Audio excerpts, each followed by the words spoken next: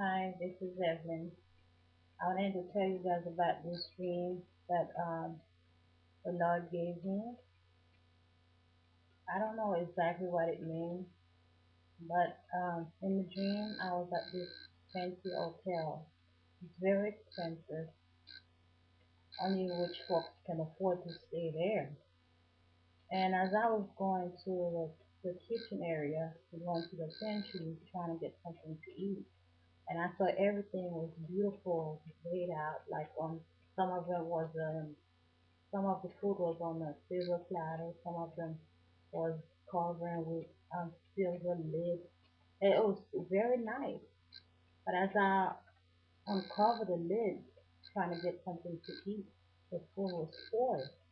And to me, that was kind of strange. And I was saying to myself, this is a very elegant, expensive hotel, and the food is spoiled like that. And as I was saying that, I heard two gentlemen talking. And I turned around to look, and they were talking about, they happened to be lawyers. They were talking about this young man they're supposed to represent that had been in an accident. But they were so boastful and arrogant about it, the way they are, the kind of taste they have. And they were like, oh, one was telling the other, I could get any woman that I want and stuff like that. And one of them started flirting with me, and I just walk away.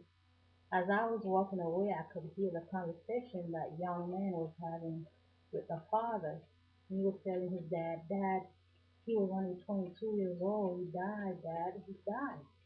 And then the father was saying to him, I have been telling you about your lifestyle, about you driving drunk. Now look what happened. You killed one young man.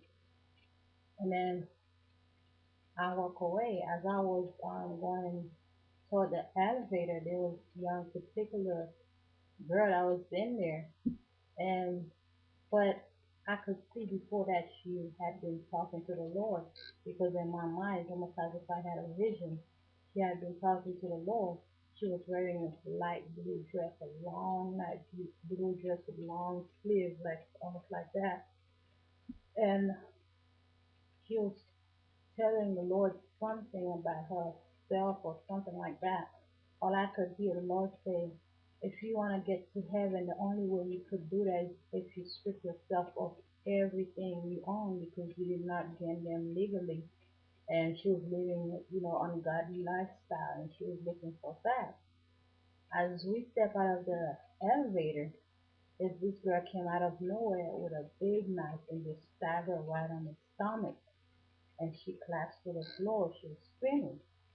As she was screaming, they were told the girl that was standing there, she told the girl, go ahead, go up to my room, get everything that you could possibly get your hand on before my parents get here. And I didn't understand why was she telling the girl about, getting her stuff while she was on the floor bleeding. And the girl just happy to abide. They just, you know, ran up to the elevator and go up to her room and get everything. As they were stepping back out of the elevator, one of them had the scarf. It was three scarf altogether, a red, white, and blue scarf, but it was tied up in knots. They weren't all like, it wasn't just one color scarf, it was three scarves together. But for some reason, the scarf meant something to her. So she screamed at the girl. She said, no, don't take this. It doesn't belong to me.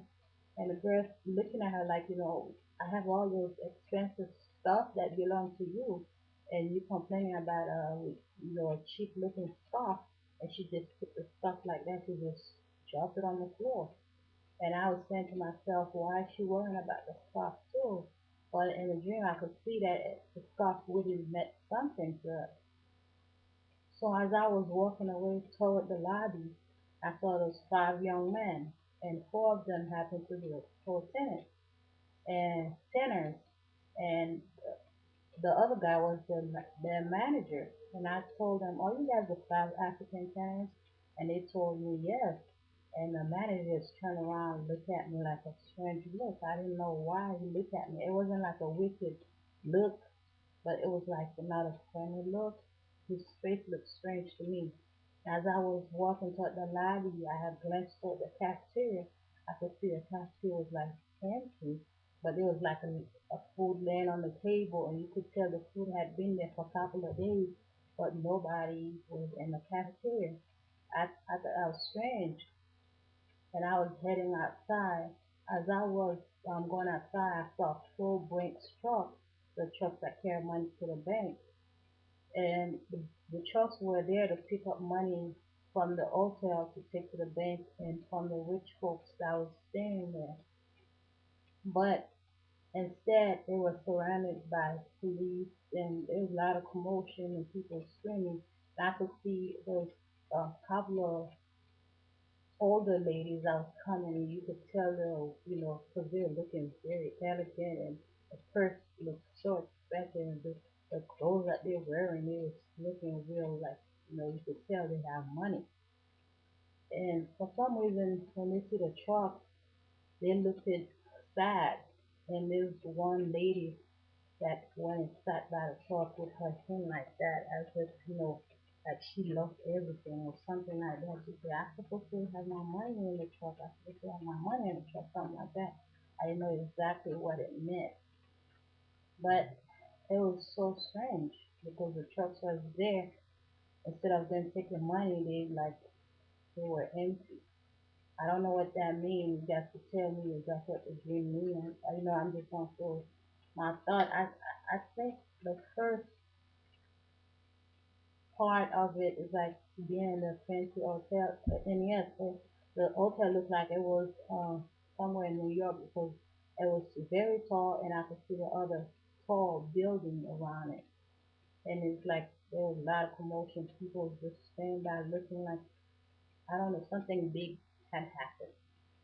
The first part I think is you know, being in a fancy hotel, like not having a food or the food spoiled, which mean that even in places that supposed to have food, something gonna happen. They're not they're but even the rich folks not gonna be able to have food or something like that, or even your money won't be able to buy you food. I don't know.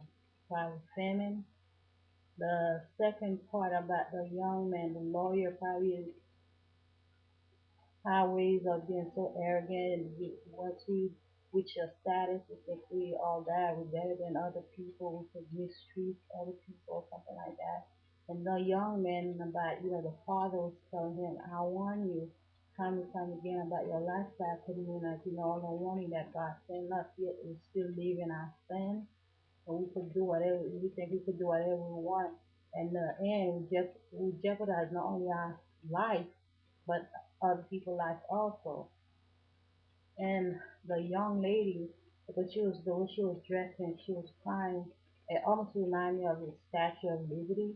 I don't know, because she was acting either, she felt if she was going to get into heaven easily, and God said, the Lord was saying, no, you cannot get into heaven like that. You must strip yourself of everything you own because you will not gain it legally. I think could mean that America, because of the three stripes also with the different color, red, white, and blue. And also how she get hurt, probably somebody wanna hurt America or something like that. And going to the cafeteria, a very expensive hotel like that should be full with people, and it was vacant a little bit. And as I walk outside, seeing the full Brinks truck that's supposed to have money and it's gone away empty, which means America probably strip off all the wealth and seeing the lady that was wearing expensive clothes, and the lady that was like, oh, the way she had her hand over her head, it's almost like she lost everything. So you guys could tell me what you think. That's what I think it means, but you probably have a better opinion than me, so let me know. Okay, Jesus bless you. If anyone that don't know about Jesus, let me tell you, time is very short. Because since August the 9th, the Lord just be revealing stuff. He has been revealing stuff to me time and time again. Time is very short. And we think that, oh, he said that he was coming this date, he didn't come. That doesn't mean he didn't, he's not coming. He did not tell you that it was coming September 19th. So people, be on guard and be ready for his coming because you don't know the day. Jesus bless you. Invite him into your heart.